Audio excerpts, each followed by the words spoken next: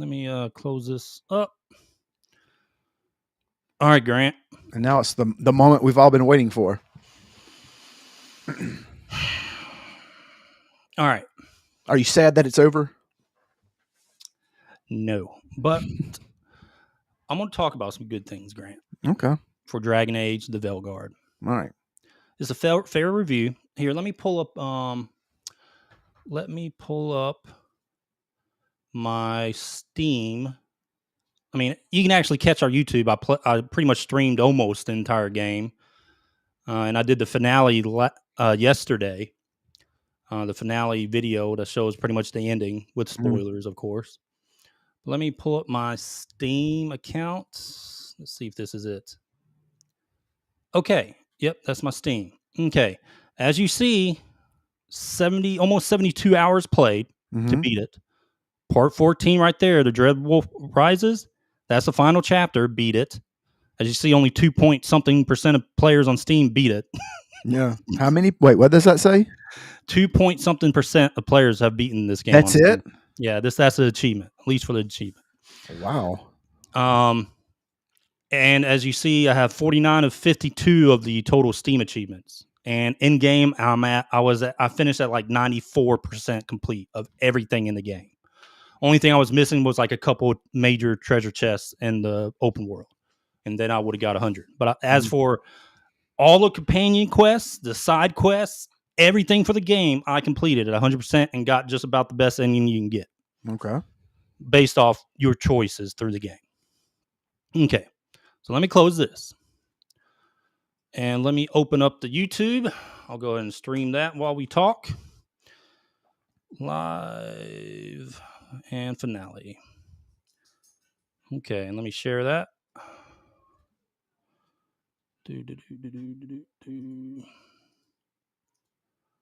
All right.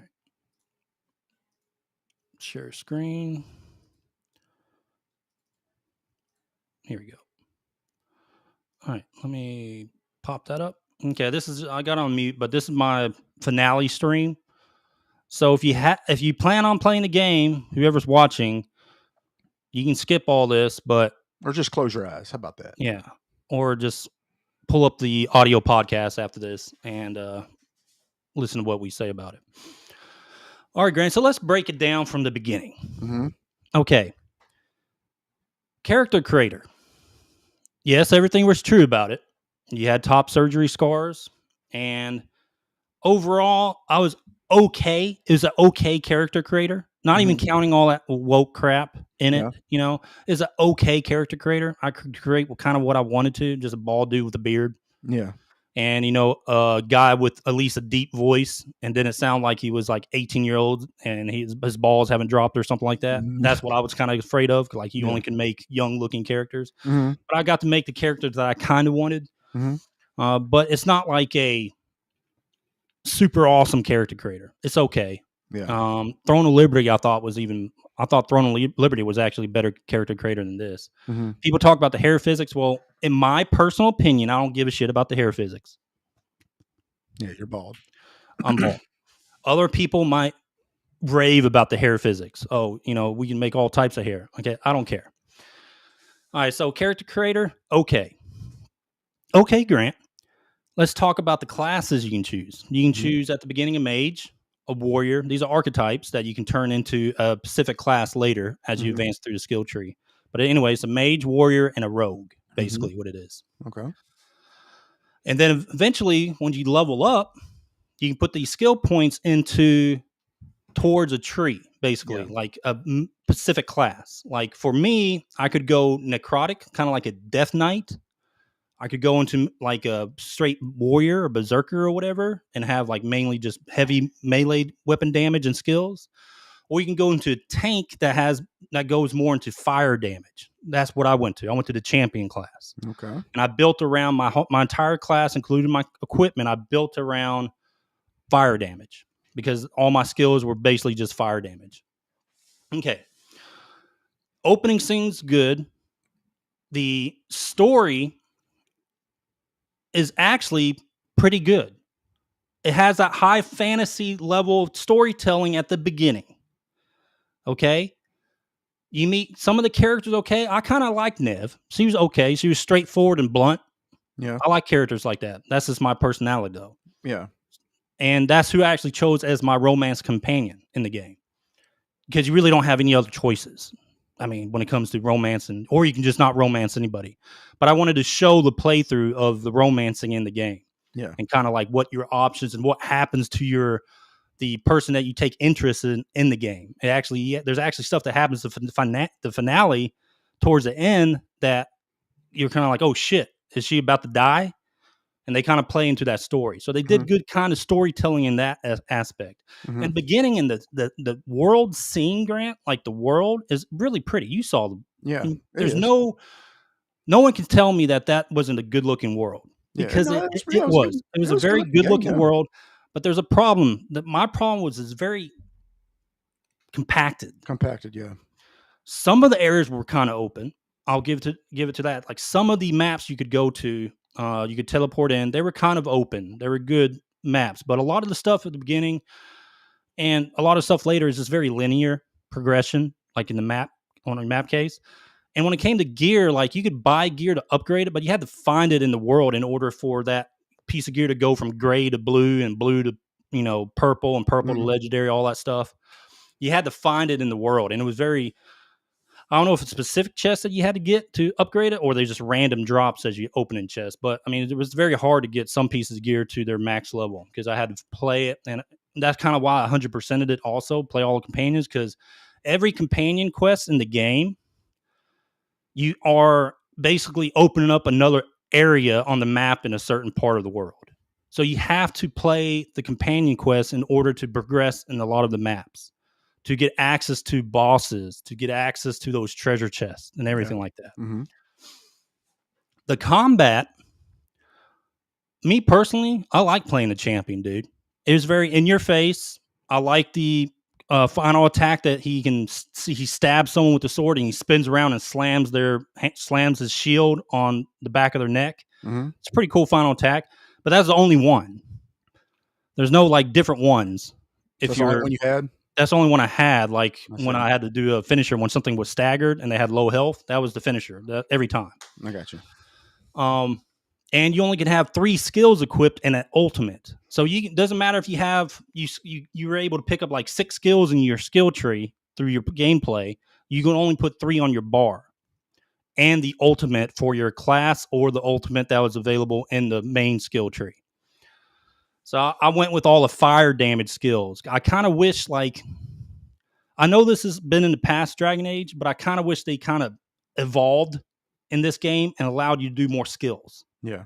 Because you had the option. You brought up a menu before you activated the skill. You know what I mean? Yeah. Like, why can't you have more in there for more combo? So everything was kind of like, once you got to a certain level, all the fighting was the same, because you had your set skills that you wanted to do and the set skills you wanted your companion to do, so you could detonate stuff. Yeah. And the way the detonate stuff worked is like your companion would have a skill that would say detonate overwhelming, or it's a monster that has overwhelm on it. So I would slam down with something, it'd put overwhelm on the monsters, and then I could click on my companion skill that detonates that overwhelm, and it'd do an extra effect, and it'd like blow up and stuff like that. So you had that. That was cool. But it was very limited on, like, once you got something, you built to something, those are the skills you're using. And there's did it ever get boring? That it. Did it ever get boring? Combat got repetitive. Yeah. But the boss fights kept it interesting. Okay. Because the boss fights were different. Like there's some boss fights, you had a ton of monsters and you kind of had to dodge and weave and hit like these blight bubbles, and in order to defeat the boss. Yeah. And it was just a concept. Or you had like one with a Hydra looking monster towards the middle. And you basically had to defeat multiple heads through the fight. But the boss fights were all kind of unique. But the main combat through the game was very repetitive to me. Yeah. It was fun and flashy, but it was a little bit too repetitive. I just wish there was more skills involved. Like you could select more things and make it a little bit more interesting. Maybe you could do a fire necrotic build, but you'd have to take a skill away from fire to put a necrotic skill on. You can mix and match, but you still only going to end up at the end of the day with 3 main skills and an ultimate skill. Yeah. Now let's get to the story. So this is kind of what I'm getting at right here. BioWare, they set up a really good high fantasy story for a little bit. It was a good storytelling in some parts, and then there was some parts that the dialogue was just very bland. You know, you can say that a lot about the companion quests, but the main story, there's some bland dialogue. But then it brought you back in with like the Battle of Weiss Cup, I think it's called. There was a lot of action. You know, there's a blight dragon in the background crashing into things. There's a lot of action in it. And the same thing with the ending scene, the finale. A lot of action. But then you get to certain characters in the game, Grant. So you have this high fantasy setting. Good storytelling, decent storytelling so far. And then you meet one character that completely fucking ruins the game. Because it is possibly the worst fucking character ever created in an RPG. And that is Tosh. Worse than Edward the Bard? Worst character ever created. Now, everyone's going to be saying, oh, you don't like her just because all the stuff you see on social media, that she's non-binary and stuff like that. You take all that stuff away, she still is a shitty fucking character, dude. Horrible writing, stupid voice dialogue. It is beyond me, dude. Like, it is some of the worst stuff I've ever seen. And yes, people say, well, you don't have to play her companion quest. You can just let her be and then die, and I guess in the finale. Well, if you don't play her character or companion quest, if you don't play it through, you're missing 1, 2, 3, I think 3 dragons that have a lot of loot. They literally have like a loot hoard, and then all the treasure chests, and also continuing the map in a lot of areas because you have to do her quest in order to open up stuff. Oh, but you can just skip her. No, I mean you kind of want to because you want to get your gear upgraded, dude. Like if I didn't do her quest, my gear would have been, some of my gear would still be blue when it came to upgrade. So a lot of stuff is hidden behind her companion quest. And most of the time, my dialogue that I wanted to choose to just tell her to shut the fuck up. Like in every dialogue, everything she was in, I was like, I even sent her into a place in the finale that I thought she was actually going to die in. But I made the mistake of completing her companion quest and making her be a Veilguard hero. Basically, if you complete each companion's final quest, they become a hero of the Veilguard. And they have extra buffs, I guess, whatever, depending on what you choose in the finale. Go help this group and go help this group. But no, at what point did it start getting cringy? When you meet Tosh. As soon as you meet I'm her. going to get to that, Grant. Okay. I'm going to explain that. Okay. So this is where it goes stupid. Like, so Tosh's dialogue is just horrendous in the entire game. It's horrendous. Not even when she sits down at the dinner table in one of the companion quests and she's talking to mother and she literally says, I'm non-binary. And that's like the first thing she says to her mother. And then going into, talking about, oh, well, the game's, kind of the concept of the game is about change and all this stuff. No, her character was stupid. Every single thing she said was stupid. She was very kiddie. Like she acted like a kid in all aspects, like a bratty little kid. They did not do her justice. Dude, okay, add a trans character in the game. I don't care.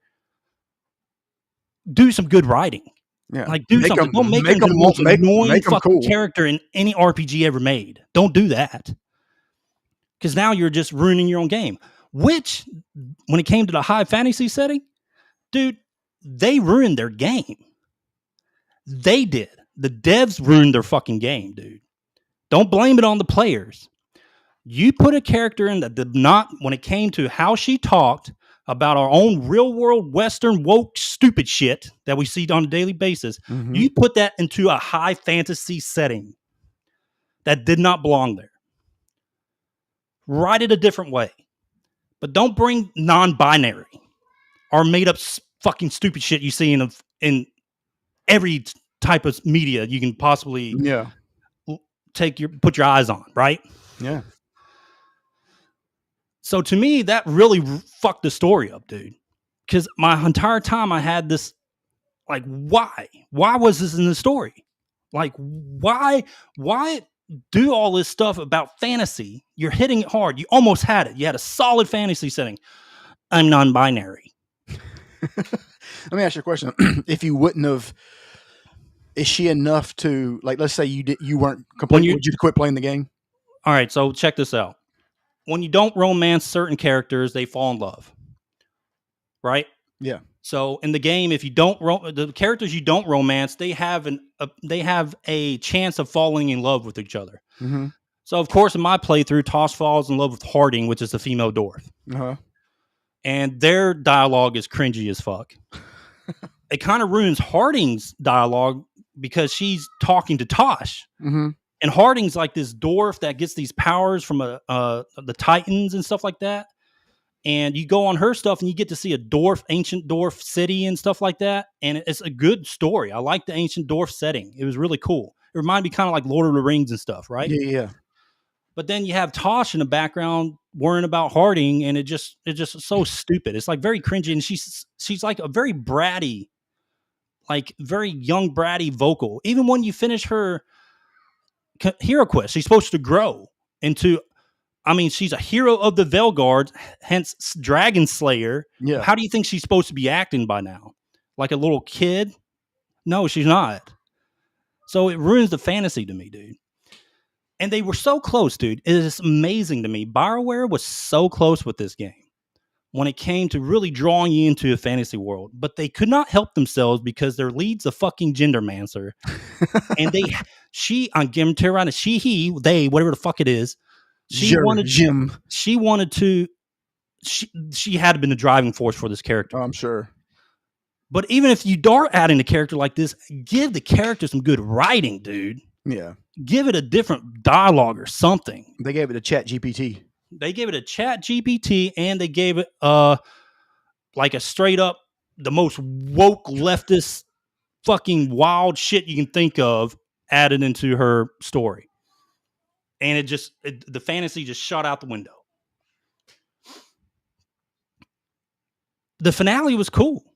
Like the finale was movie setting. You had the Dreadwolf, which was Solus from the last game, Inquisition. Solus turned into a wolf fighting a archdemon. He had to kill the archdemon in order you to kill the final boss. And all that scene was cool, castle crumbling, and then Tasha's scene comes up of her. Anyway, so everything was cool. I was like, oh, it's bringing me back in. Okay, Tosh. Well, fuck. There he goes again. Because now I'm remembering all the fucking dialogue. Like, fucking why? You're supposed to be telling a story here, not injecting your own political, ideological gender shit in a fantasy setting. What was the worst thing you can remember being said? Actually, I think I got a capture of it. Let me see if I can pull it up. All right. Well, the worst thing is the non-binary. That was stupid. But she says it actually not. That's not only time she says it. She says it a couple times throughout the character chatting. Did you do that scene where they like lecturing people on like misgendering them and stuff like that? Like, yeah. So there's one of her final quests.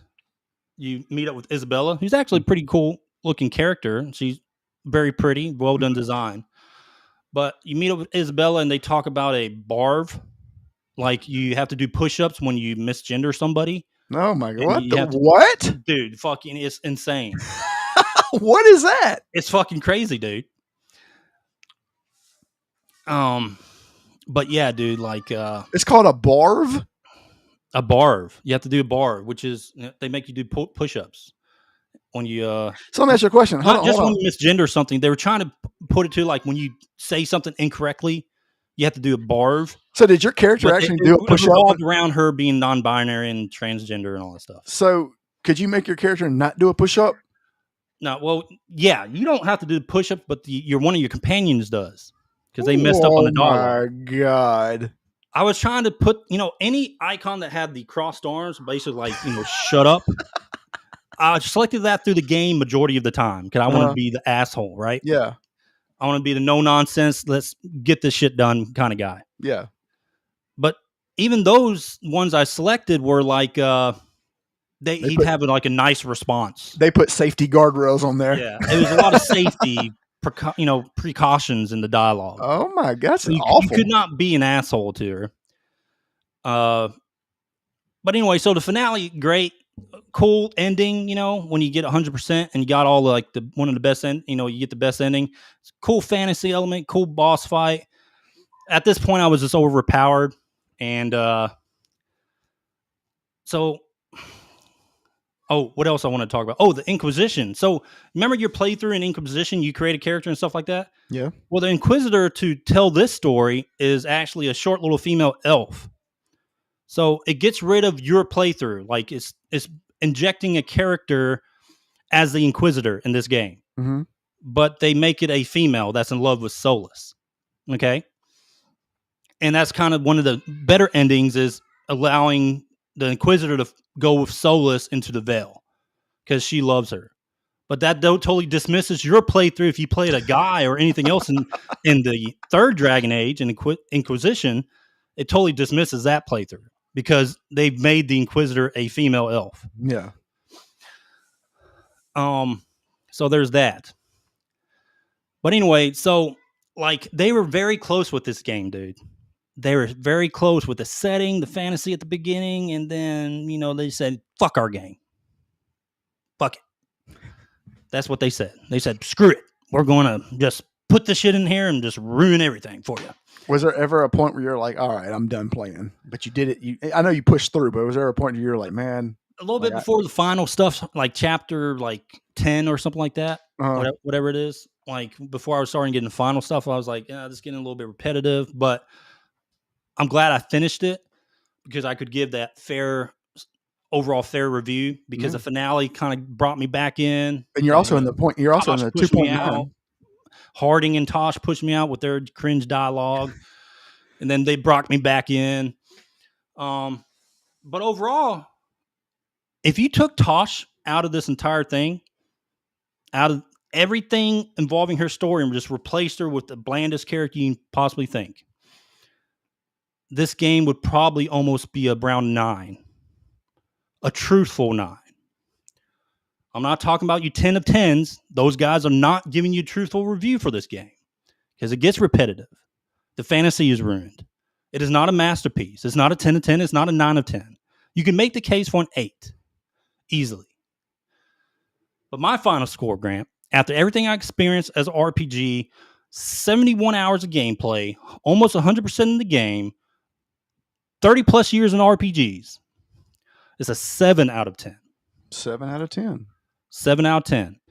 And I looked at my score and I made sure, okay, gameplay, story was good, then it's shitty. Story was good, now it's shitty again. So that kept going through my mind average. For the story. What's that? Above average. It is above. It's what we said from the get-go, Grant, and everyone has been saying this is probably going to be a solid RPG. Yeah. A solid one, which means it's not great and it's not a masterpiece. It's just good. Yeah. A solid RPG. And that's what it is. It could have been great. Hell, it probably could have been a masterpiece almost. But there are some glitches in the game, some graphical errors and stuff like that. There are that too. So it's not a masterpiece and not great. And they got me with the fantasy for a little while. Then they pushed me away. And they got me with the fantasy and they pushed me away. And I was like, I'm done with it. You know what I mean? Like, you quit doing that to me. So it would be fair to say that, of course, there's a lot of people who just gave it a 1 just because, and there's and on the other end, there's a lot of people who gave. I'm not putting. You got two sides on this. Ones that both who probably haven't played the game. Yeah. You got people giving a 10 of 10 masterpiece on social media that are just lying to themselves, haven't played the game, and they're just going with the gender ideology. Mm-hmm. Then you got people that are just, of course, shitting on ideology and saying it doesn't belong in the game, which I actually agree with them. A lot of this, if it's not written well and they try to inject it, push it in your face, it does not belong in games. Exactly. If you want to let it flow naturally and not push it in the face, I'm fine with it. Yeah. But it's a lot of pushing your face, and it's like the wokest person you think of social media, just shove it in your face in the game. Yeah. That's what Tasha's storyline is. It's just like annoying, shove it in your face. Yeah. So, but you wouldn't blame people because of her character and all that stuff for giving it a low score. No. Yeah. No. I'm trying to be as partial as possible. Exactly. Yeah. And because if you get caught up in that, you're going to end up getting you're going to get a very untruthful score. And biased. I'm not saying it's going to be untruthful, but it's going to be kind of biased. Yeah. It's a 7 out of 10. If you want to say, and then I looked at Steam. Steam is sitting at 73%. Yeah. This is a 7 out of 10 game, Grant. Yeah. It is 7 out of 10. Steam reflects that because you cannot put a review on Steam unless you played the game for a while. Yeah. So I'm looking at my review as a 7, and I'm looking at it, it's a very fair score all around. But do not tell me 1 second that this is a fucking masterpiece, because it is not. And it's not a 9 out of 10. So it's just an above average game. Just like we said from the beginning. Yeah. Above average. Yeah. Solid RPG. That's There all you it go. is. Ed Phillips gives it a 7 out of 10, the official DMG score.